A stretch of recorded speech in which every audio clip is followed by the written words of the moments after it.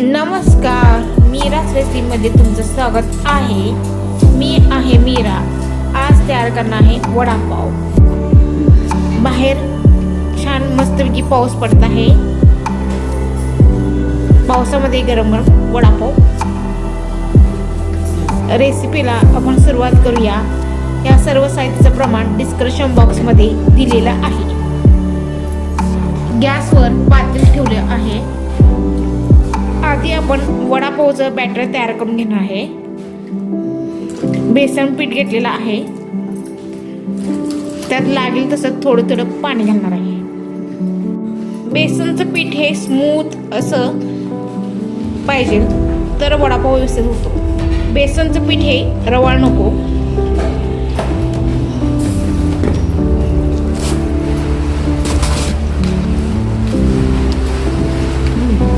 चवीनुसार मीठ घालायचं।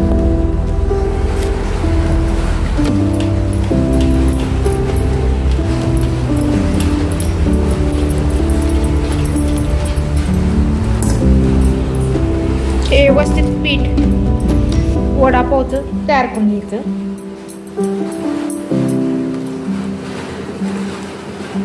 जास्त पातळ नाही जास्त घट्ट नाही, अशा पद्धतीनं पीठ तयार करून घ्यायचं।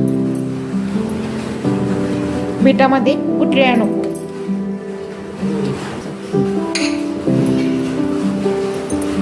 जिरं घालत आहे पिठामध्ये। ओवा क्रश करून घालायचं।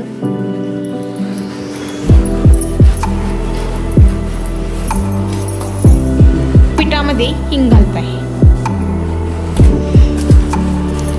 हे सर्व मिश्रण एकजीव करून घ्यायचं।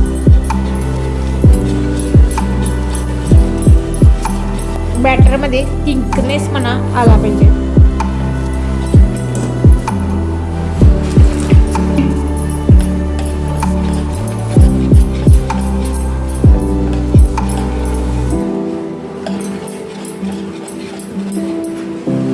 पाहू शकता अशा पद्धतीने बॅटर तयार करून घ्यायचं।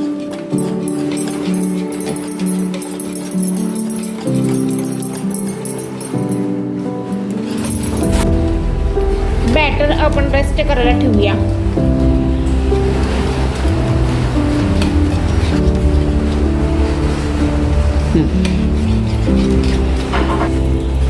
बटाट्याची भाजी तयार करूया। वडापावचं फिलिंग तयार करायचं। आता बटाटे इथं उकडून बारीक करून घ्यायचे। त्याच्या साली काढून ते उकडून बारीक करून घ्यायचं, किंवा मॅशरच्या साहाय्यानेही बारीक केलं तर चालेल। बटाट्याच्या पुडी दिसल्या नाही पाहिजे, अशा पद्धतीने बारीक करून घ्यायचं। गॅसवर पातेल ठेवला आहे बटाट्याच्या फिलिंगसाठी। त्यात तेल घालत आहे। मिरच्या, लसूण, आलं हे मिक्सरमधनं बारीक करून घ्यायचं। अशा पद्धतीने बारीक ठेचा करून घ्यायचा। बारीक चिरलेला कांदा घालूया।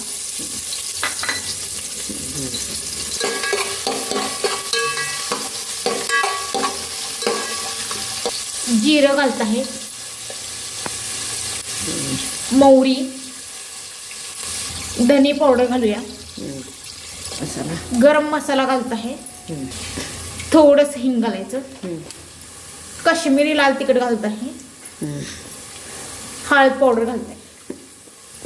सर्व जिन्नस एकजीव करून घ्यायचं। कढीपत्ता घालायचं। लसूण, आलं, मिरचीचा ठेचा घालत आहे।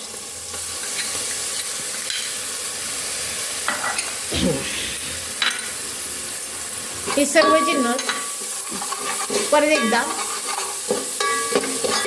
परतून घ्यायचं।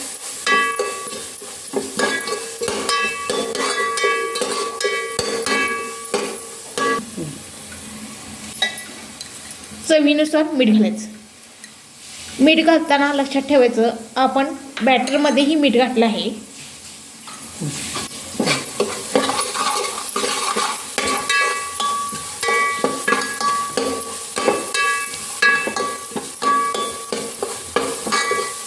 एक 2 मिनिटं सर्व जिन्नस एकजीव करून घ्यायचं। बटाटे घालूया फोडणीसाठी.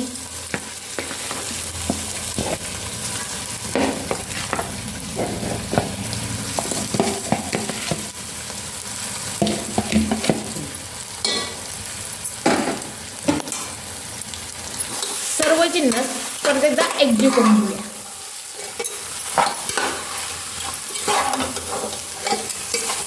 व्यवस्थित मिक्स करून घ्यायचं जिन्नस. वरनं कोथिंबीर घालूया. परत एकदा सर्व जिन्नस एकजीव करून घ्यायचं.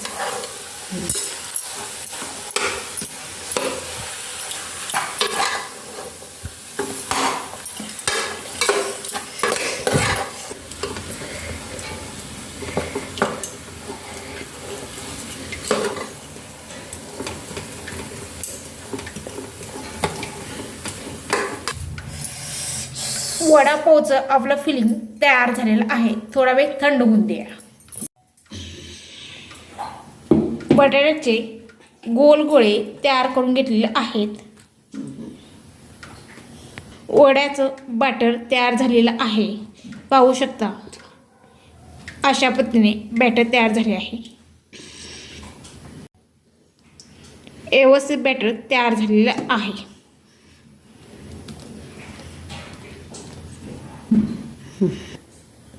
कढईमध्ये तेल गरम करायला ठेवलेले आहे. तेल गरम होऊन देऊया. बटाट्याचा गोळा बॅटरमध्ये डीप करून घ्यायचा.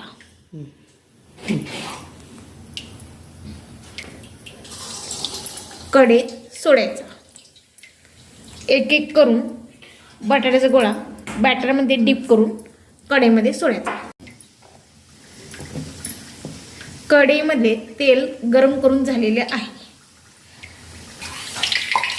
पाहू शकता अलगद असा कढईमधनं वडा सुटत आहे. दोन्ही साईडनं गोल्डन फ्राय करून घ्यायचा.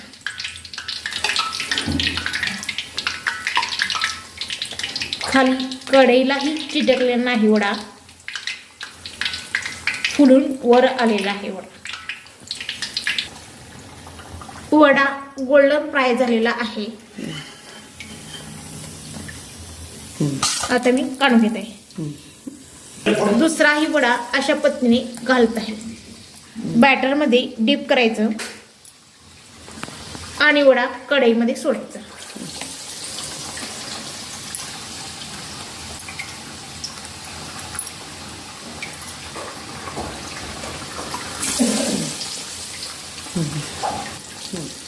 दोन्ही साईडनं सोनेरी रंगावर तळून घ्यायचं.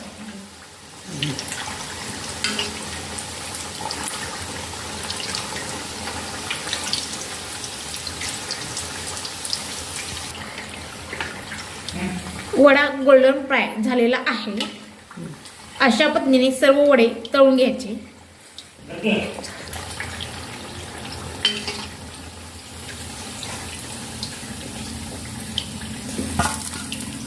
तेलकटही झालेले नाही वडे, तुम्ही पाहू शकता.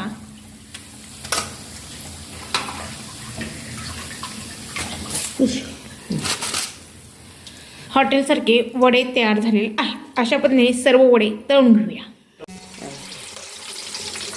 हिरव्या मिरच्या तळून घेत आहे तेलामध्ये. मध्यभागी काप करून हिरव्या मिरच्या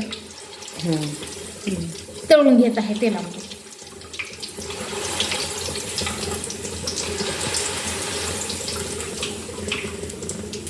तळून झाले एका डिशमध्ये काढून घेऊया. वडापावची लाल चटणी तयार करून घेऊया. चुर्रा घेतलेला आहे. तळलेला वडापाव मधला लसूण घेतले आहे. लाल चटणी घालत आहे काश्मीरी. मीठ घालत आहे. थोडंसं हिंग घालूया. हे सर्व जिन्नस मिक्सरमधनं फिरवून घेऊया. वडापावची लाल चटणी ही तयार झालेली आहे. पावाला चटणी लावून घेऊया. पावाला मध्यभागी कापून घ्यायचं आणि चटणी लावायची.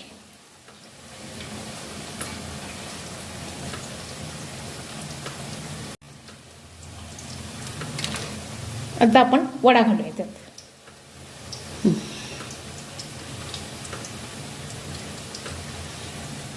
आपला वडापाव तयार झालेला आहे. बाहेरसारखा वडापाव तयार झालेला आहे. तुम्हीही घरी तयार करू शकता. सोपी अशी रेसिपी आहे. माझी रेसिपी तुम्हाला कशी वाटली कमेंट करून सांगा. माझ्या चॅनलला लाईक करा, शेअर करा आणि सबस्क्राईब करा.